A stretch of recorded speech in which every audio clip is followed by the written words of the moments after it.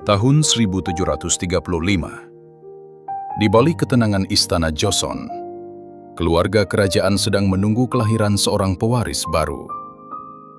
Tak lama kemudian, Royal Consort Yongbin melahirkan seorang putra yang diberi nama Yi-son, anak dari Raja Yongjo. Kabar kelahirannya segera dibawa kepada Yongjo. Sang raja langsung memahami betapa pentingnya bayi itu bagi masa depan dinasti. Yongjo berjalan menuju kediaman Yongbin, lalu melihat putranya untuk pertama kali dari ambang pintu yang sunyi.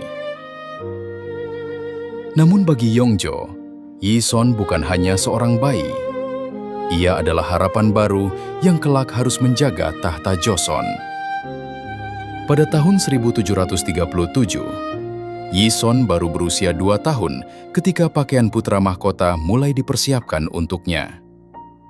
Setelah dipakaikan busana resmi, Yi-son dibawa ke aula kerajaan dan diangkat menjadi putra mahkota pada usia 2 tahun. Sejak hari itu, setiap langkah Yi-son mulai diawasi. Bahkan sebelum mengenal kebebasan, hidupnya telah menjadi milik tahta. Tahun 1739, saat berusia sekitar 4 tahun, Yi-son mulai menerima pendidikan resmi sebagai calon Raja Joseon.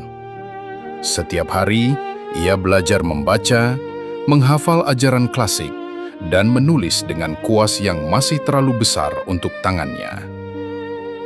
Bukan hanya jawabannya yang dinilai, cara duduk, posisi tangan, dan setiap gerak tubuhnya juga harus terlihat sempurna. Pelajaran tidak berhenti ketika ia meninggalkan ruang belajar. Buku-buku itu mengikuti Yi-son hingga ke kamar pribadinya. Suatu hari, Yongjo memerintahkan agar putranya menghadap. Bagi Yi-son, panggilan ayahnya terasa seperti sebuah ujian. Tutornya merapikan pakaian dan melatih kembali jawabannya. Di depan pintu kerajaan, Yi-son hanya bisa menunggu dengan cemas. Ketika pintu dibuka, Yi-son berjalan sendirian menuju Yongjo. Pertemuan itu lebih menyerupai pemeriksaan daripada hubungan ayah dan anak. Yi-son menjawab pertanyaan pertama dengan benar. Namun bagi Yongjo, keberhasilan itu hanyalah kewajiban yang tidak memerlukan pujian.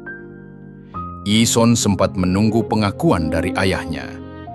Tetapi Yongjo justru memberikan pertanyaan lain yang jauh lebih sulit. Ketika satu kesalahan kecil terucap, Yongjo langsung mengoreksinya. Malam itu, Yi-son kembali belajar dengan ketakutan untuk gagal lagi. Pada tahun 1743, sebuah perintah kerajaan tiba di kediaman keluarga Hong dan mengubah masa depan mereka selamanya. Haegyeong yang baru berusia sekitar 8 tahun diberitahu bahwa istana telah memilihnya untuk menikahi sang putra mahkota. Sejak saat itu, Haegyeong mulai mempelajari etiket istana, cara membungkuk, dan aturan hidup sebagai calon putri mahkota. Rambut, pakaian, bahkan langkah kakinya mulai diatur. Perlahan, Haegyeong meninggalkan kehidupan sederhana seorang anak. Di istana, Yi-son juga diberitahu tentang pernikahan itu. Tutornya menjelaskan bahwa menikah adalah bagian dari tugas kerajaan.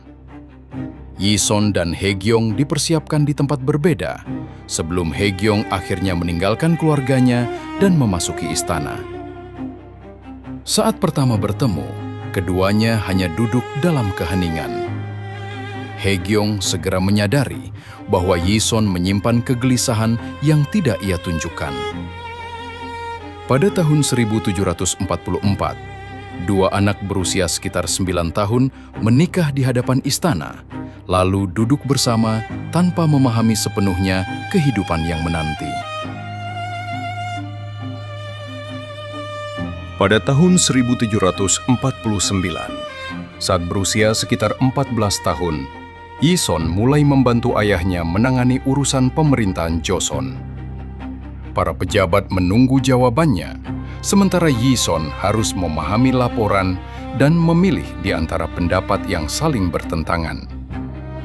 Setelah mempertimbangkan kedua pilihan, Yi-son akhirnya mengambil keputusan pertamanya dan menyampaikannya secara resmi kepada para pejabat. Namun keputusan itu segera dibawa kepada Yongjo. Sang raja memeriksanya dengan teliti, mencari kekurangan dalam pilihan putranya.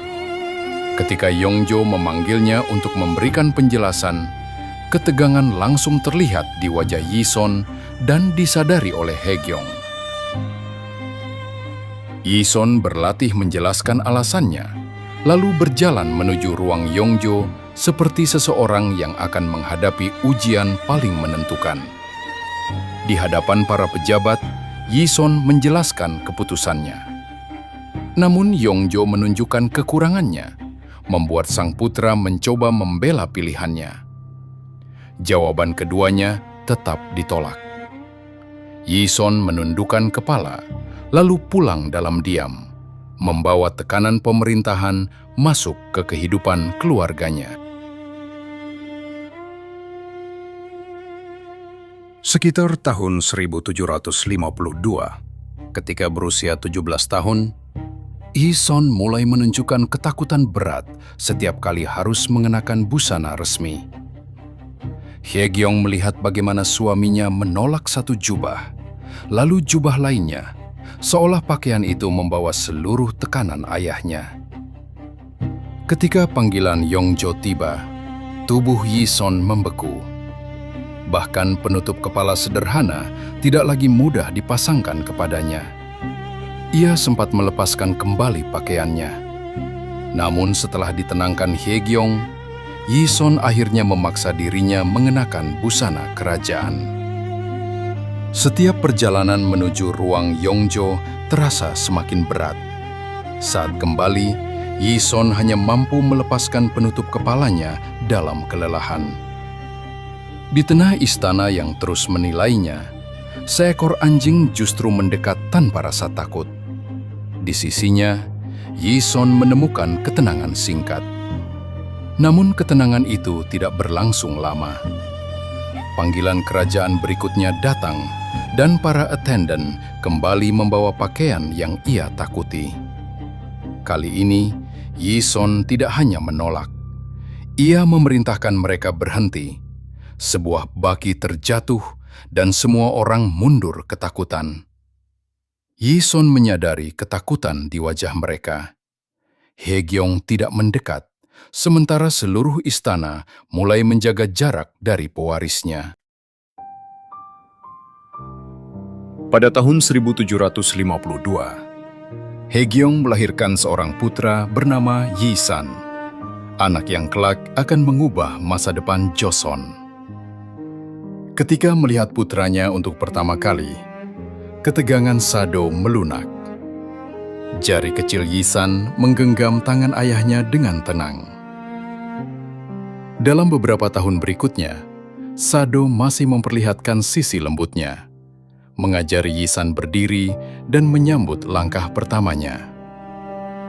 Haegyong sempat melihat harapan dalam hubungan ayah dan anak itu. Namun ketenangan mereka mulai terganggu oleh perubahan keadaan Sado. Pada tahun 1757, Haegyong mulai berdiri di depan Yi-san, menutup pintu, dan membawanya menjauh ketika keadaan tidak aman. Yi-san terus menoleh mencari ayahnya. Sementara itu, Yongbin datang dan melihat sendiri betapa jauh putranya telah berubah. Yongbin mencoba berbicara, tetapi Sado hanya diam. Untuk pertama kalinya, ia menyadari bahwa kasih seorang ibu tidak lagi cukup. Sekitar tahun 1760, Haegyong memisahkan ruang belajar Yi-san dan menempatkan dirinya di antara anak itu dan Sado. Menjelang 1762, Haegyong dan Yongbin menghadapi pilihan mustahil. Melindungi Sado, menjaga Yi-san, atau menyelamatkan masa depan kerajaan. Pada musim panas tahun 1762, Seorang pejabat membawa laporan terakhir mengenai Sado menuju ruang pribadi Raja Yongzhou. Setelah membaca laporan itu, Yongzhou mengambil keputusan paling berat dalam pemerintahannya, memanggil putranya untuk terakhir kali. Saat utusan tiba, Sado yang berusia 27 tahun segera memahami bahwa panggilan ini berbeda dari sebelumnya. He Gyong dan Yi San hanya mampu menyaksikannya bersiap. Tangan ayah dan anak itu hampir bertemu, tetapi tetap terpisah. Sado meninggalkan keluarganya dan berjalan melewati koridor istana untuk terakhir kalinya, menuju halaman tempat ayahnya telah menunggu. Di hadapan para pejabat, Yongzhou memberikan perintah yang mengerikan. Namun Sado tetap berlutut dan tidak menjalankannya. Statusnya sebagai putra mahkota kemudian dicabut. Penutup kepalanya diambil, sementara sebuah peti penyimpanan beras mulai dipindahkan. Ketika peti itu diletakkan di tengah halaman, Sado memahami hukuman yang dipilih ayahnya. Tutup kayunya kemudian dibuka.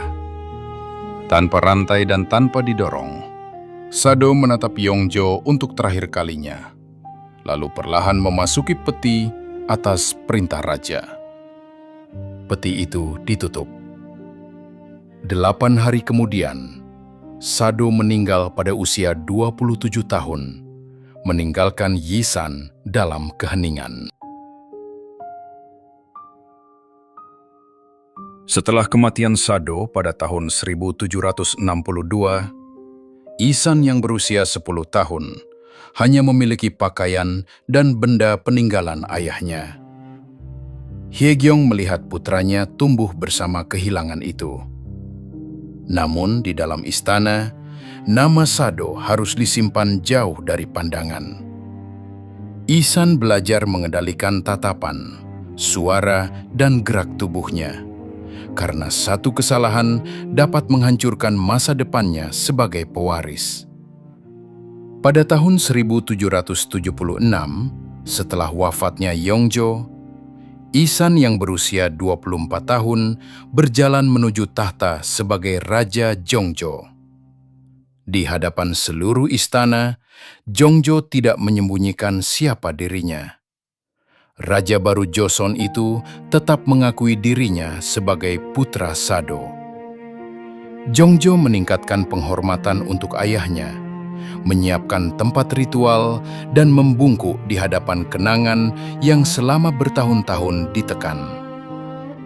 Pada tahun 1789, Zhongzhou memindahkan makam Sado ke kawasan Suwon dan memberinya tempat peristirahatan yang lebih terhormat.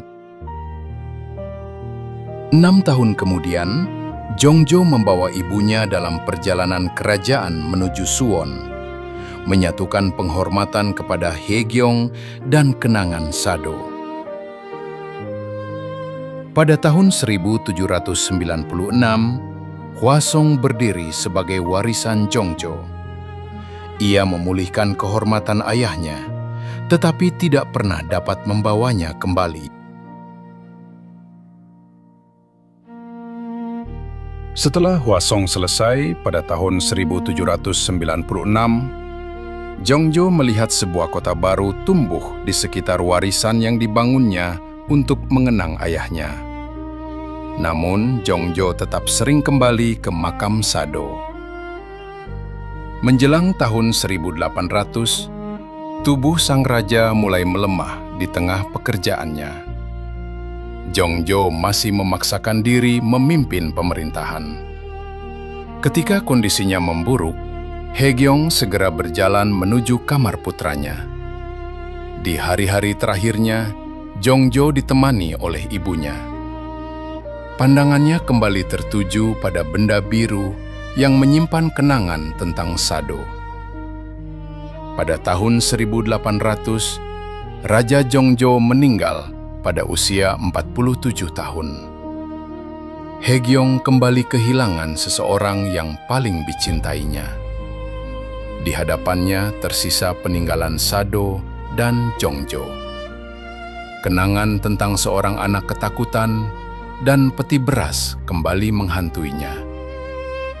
Dalam usia lanjut, Haegyeong mulai menuliskan kesaksiannya tentang istana, pernikahannya, dan dua anak yang dipaksa menjadi pasangan kerajaan.